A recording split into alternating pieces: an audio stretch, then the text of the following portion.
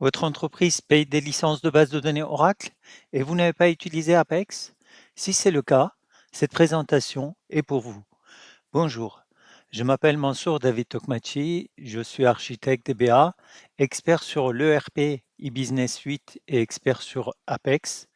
Sachez qu'Apex ne fonctionne qu'avec la base de données Oracle. Vous ne pouvez pas l'utiliser avec le monde open source. Au cours de cette présentation, on va aborder les points suivants. Qu'est-ce qu'Apex et quels sont ses apports sur vos projets?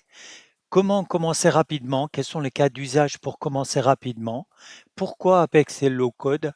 Quelles sont les caractéristiques des applications Apex? Est-ce qu'il y a des expertises requises pour utiliser Apex? Quelle est l'architecture technique dans laquelle s'intègre Apex? Quels sont les atouts d'Apex et comment accéder rapidement à cette plateforme? Pour vendre ce produit phare, l'éditeur utilise un argument selon lequel Apex est 20 fois plus rapide avec 100 fois moins de code. Cet argument ne me parle pas beaucoup puisque 20 fois plus rapide par rapport à quoi et 100 fois moins de code par rapport à quel volume. Par contre, je peux vous confirmer qu'Apex ne coûte que 0 € parce que son prix est inclus dans le prix de la base de données. La durée des étapes sont raccourcies.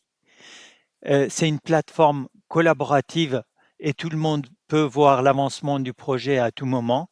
Et surtout, Apex vous élimine 2 grandes étapes dans la vie d'un projet qui sont les étapes de build et d'intégration. Quels sont les cas d'usage pour commencer rapidement à utiliser Apex? Je vous ai cité 4 cas. Le premier cas, c'est de remplacer vos outils BI, reporting, décisionnels, pour 2 raisons: gain financier et gain en termes de cohérence SI. Gain financier parce que des outils analytics ou BI, heu, coûtent très cher en termes de licence. Également, ils nécessitent de répliquer les données et de réinventer, les règles de gestion de ces données, alors que Apex est inclus déjà dans votre base de données. Vous n'avez pas besoin de répliquer, vous l'activez, les données sont là, ainsi que les règles de gestion également qui sont là, et ça apporte une cohérence SI inestimable.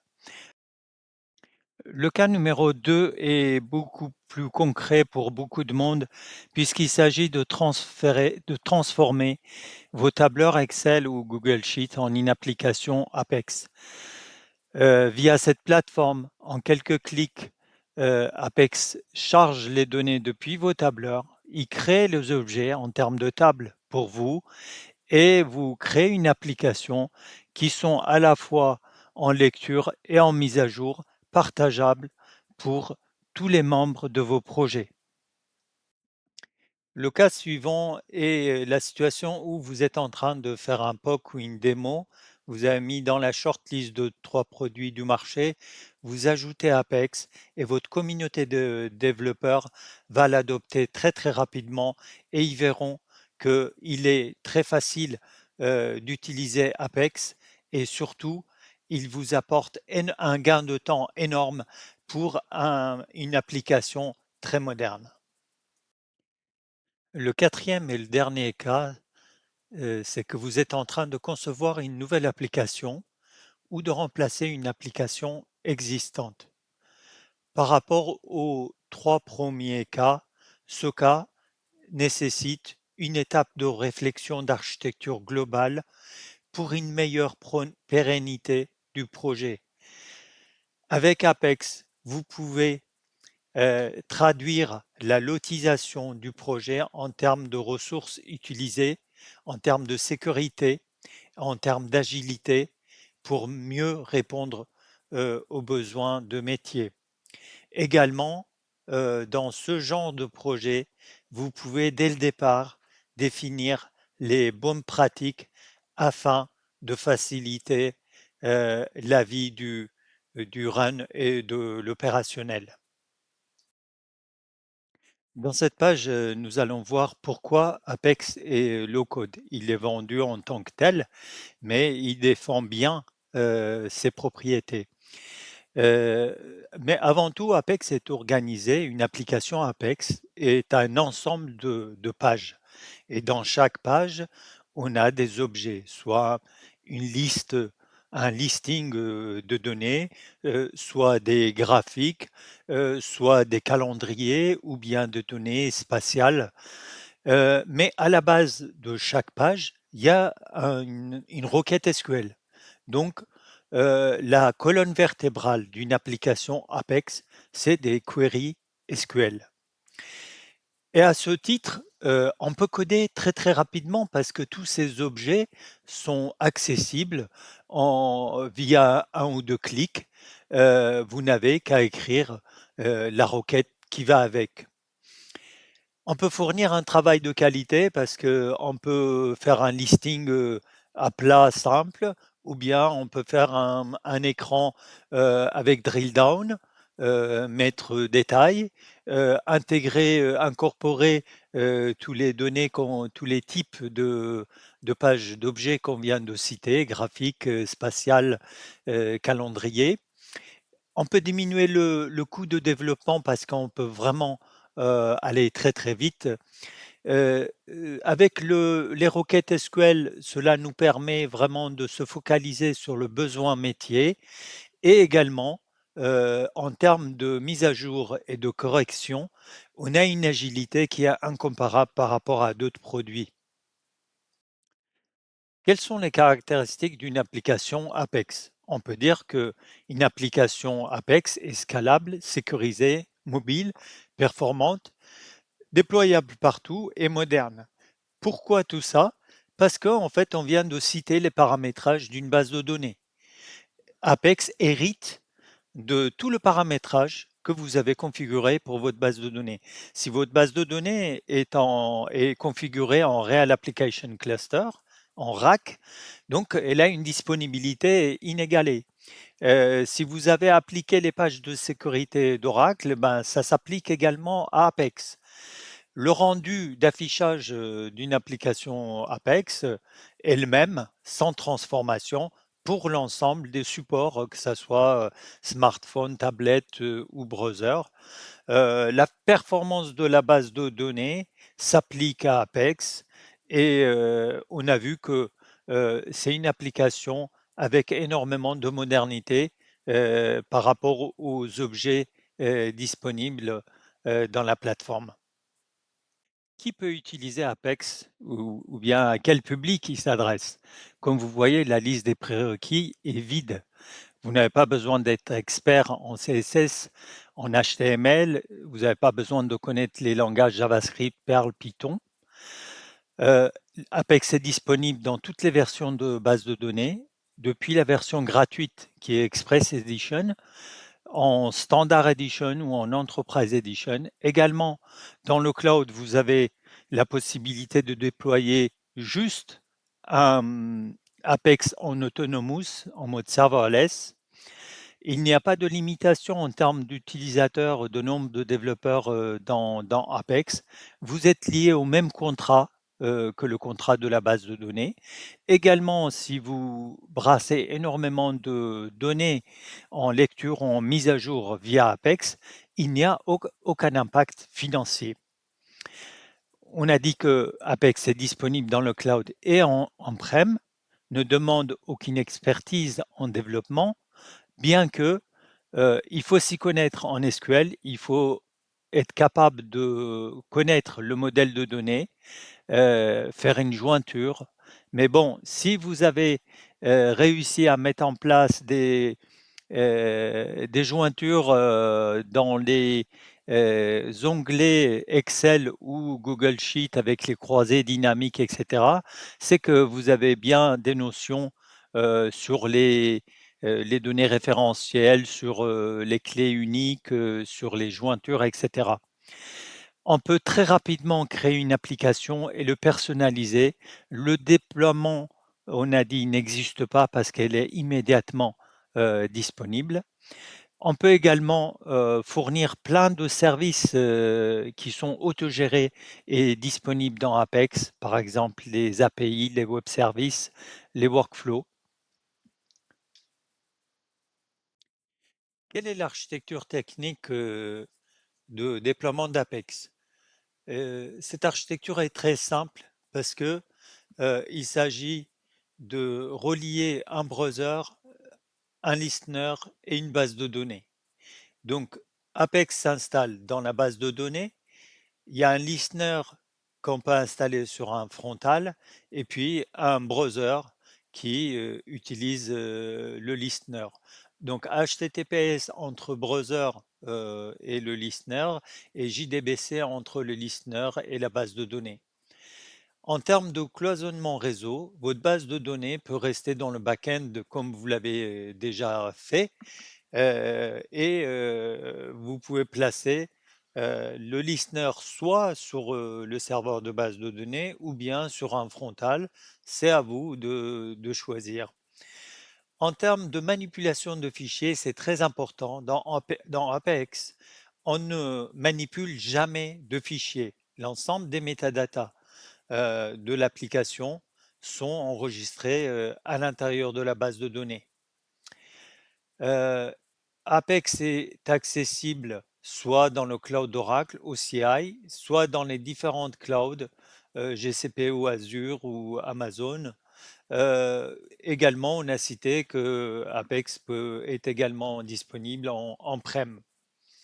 Il n'y a pas de dépendance d'OS, c'est-à-dire vous avez un Windows Server avec une base de données, vous développez une application Apex sur ce serveur, vous pouvez le transférer sur une base de données qui est gérée sur un serveur Linux ou un serveur AX. Il n'y a aucune transformation. L'export-import de l'application se fait de manière transparente. Depuis les bases de données multitenants, depuis la version donc 12, l'application Apex n'est plus installée comme c'était le cas avant jusqu'à la version 11. Donc, étant donné qu'en multitenant, on peut avoir un CDB et plusieurs PDB, Oracle ne peut pas faire le choix pour vous dans quel PDB l'installer. Donc, c'est à vous de l'installer dans un PDB.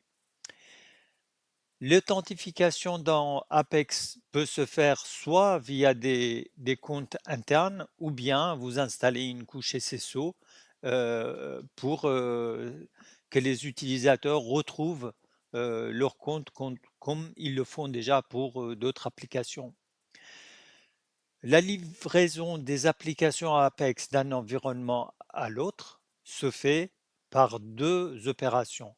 L'export sur la base source, ça vous prépare un seul fichier SQL, et l'import sur la base cible. Donc vous ingérez le fichier SQL, vous n'avez qu'à transférer un fichier SQL pour l'ensemble d'une application. Vous allez être surpris par la richesse d'Apex en termes de présentation, parce que la présentation est séparée du code, du code métier.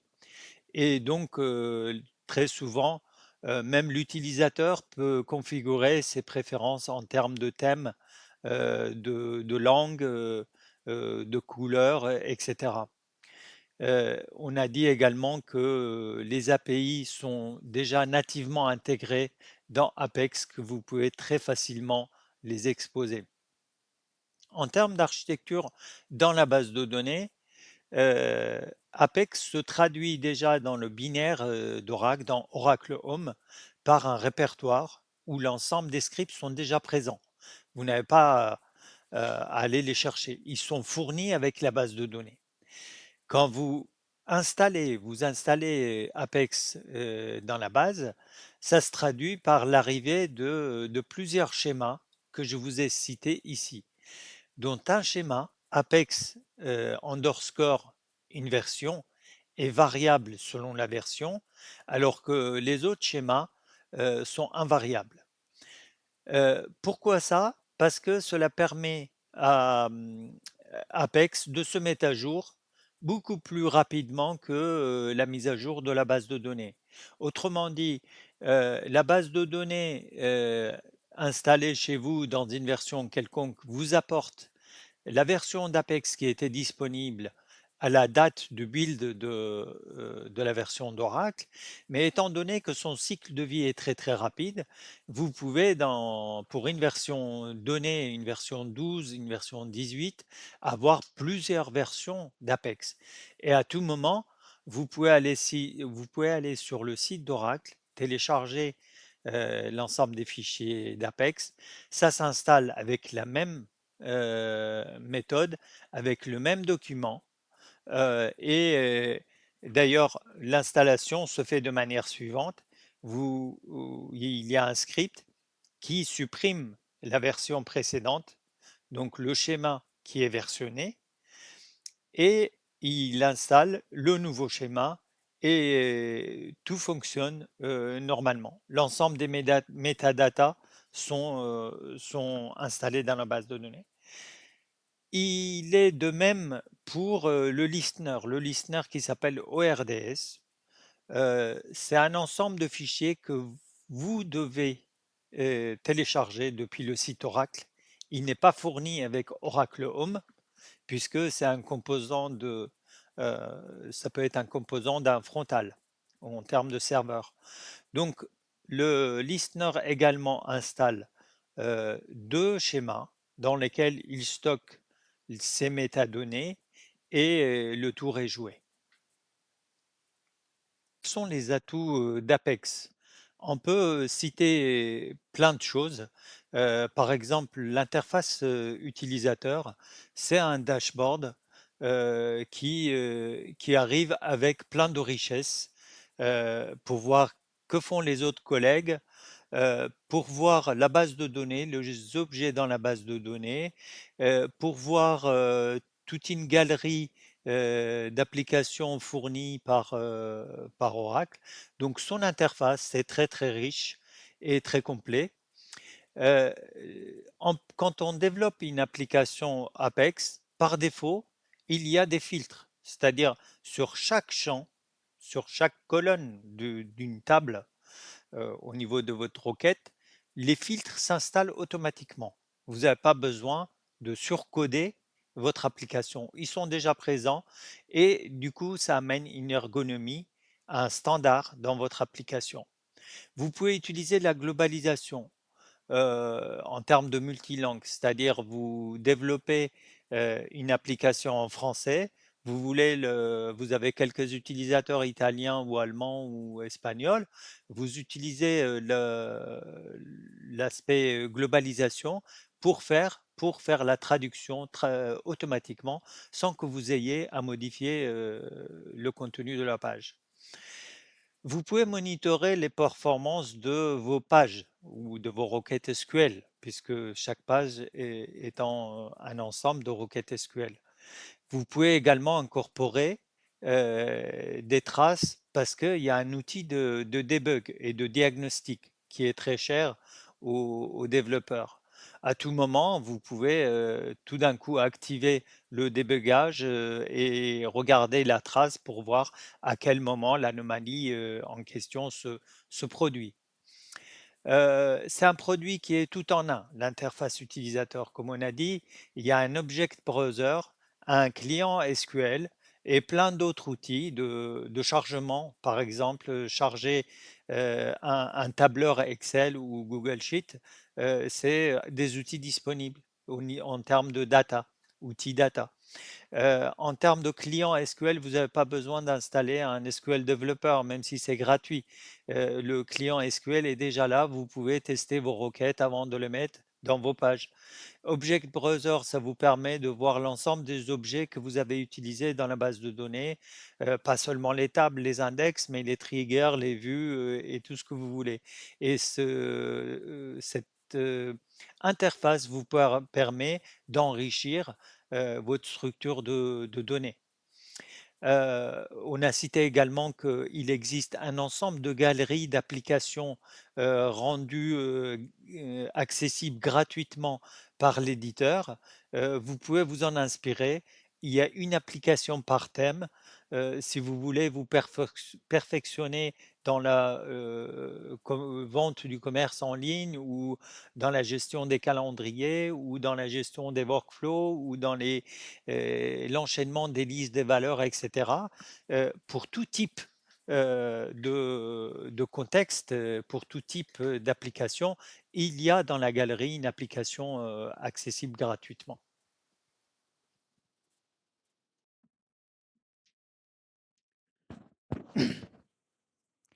Quelles sont les richesses d'Apex? On peut citer déjà le drag and drop, pour, les différents formats des données externes. Vous pouvez charger les données externes, quel que soit le format XLS, CSV, XML, JSON, compressé ou pas.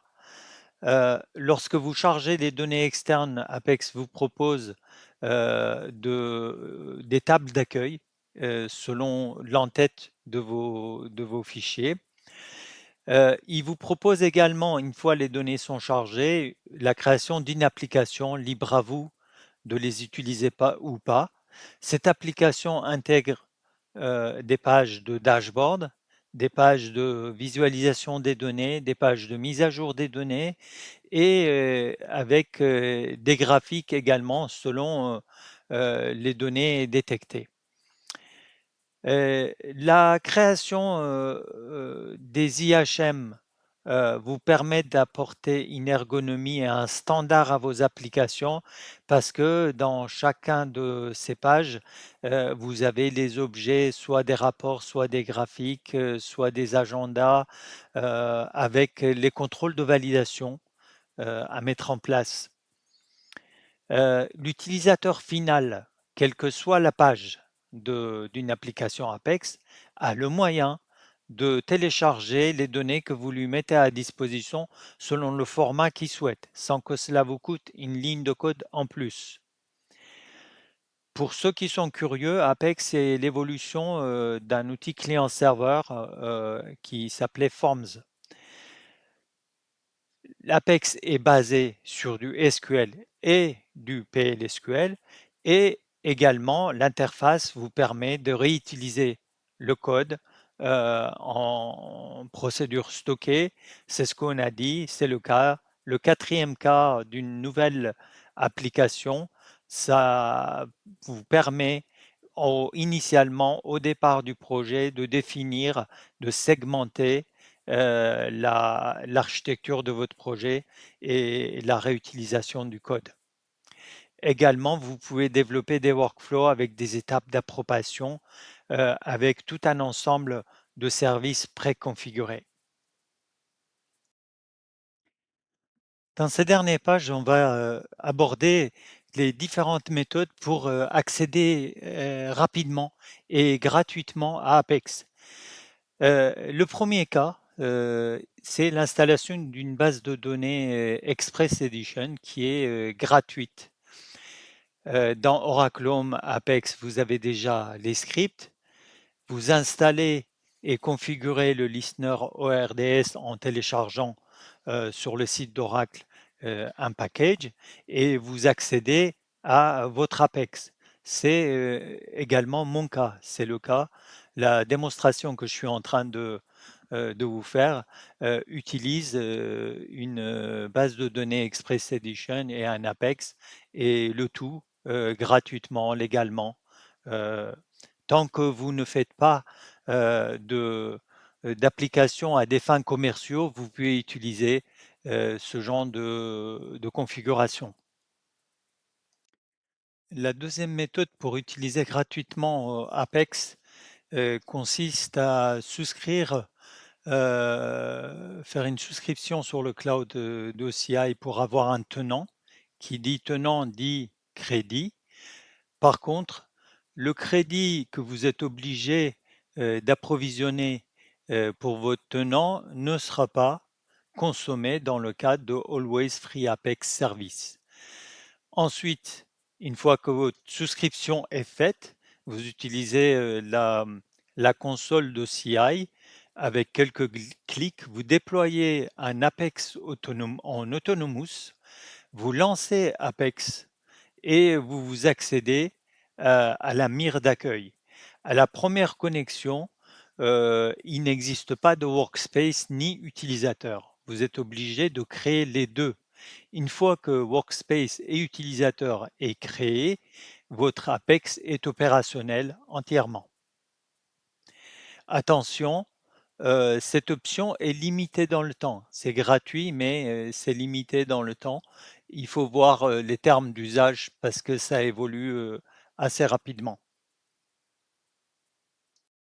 On arrive à la dernière page, de cette présentation avec la troisième méthode d'accès libre, à Apex. Cette troisième méthode est peut-être la méthode la plus rapide d'accès à un Apex puisque vous allez sur le lien HTTPS que vous voyez sur, l'écran, vous remplissez un formulaire de demande, d'accès à un workspace et quelques minutes après, Oracle vous envoie, par rapport au mail que vous avez indiqué dans le formulaire, il vous envoie une réponse avec un accès opérationnel, sur Apex. Attention, cet accès, c'est, un accès public via internet. Vous ne savez pas où vos données vont être sauvegardées et stockées. Normalement, Apex, après un certain temps, élimine, votre workspace. Au bout de 3 mois, d'une utilisation, il est, supprimé automatiquement. Mais en tout cas, c'est le moyen le plus rapide pour, accéder à Apex.